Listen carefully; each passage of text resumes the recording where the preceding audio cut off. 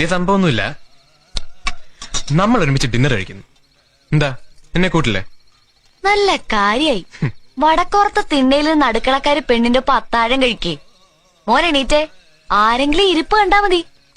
എന്നും ഒറ്റയ്ക്കിരുന്നല്ലേ കഴിക്കുന്നത്? ഇന്ന് ഞാൻ കമ്പനി തരാം. ഒരു ദിവസം പിന്നെ ഞാൻ തനിച്ചല്ലേ? അല്ല, ഈ ജീവിതം മുഴുവൻ ഞാനുണ്ടാവും തന്റെ കൂടെ. ഓ, കേക്കുമ്പോ എന്ത് സുഖമുണ്ടെന്നറിയോ? വെറുതെ എന്തിനാ എന്നെ മോഹിപ്പിക്കണേ? ഒരു പാവല്ലേ ഞാൻ? ഞാനും അതെ, പാവ. എന്തറിയാം മനുവേട്ടൻ എന്നെ കുറിച്ച്? ഇത് ബാലാമണിയാണെന്നറിയാം. ഈ കുട്ടിയെ ഞാൻ കല്യാണം കഴിക്കുന്നു അറിയാം.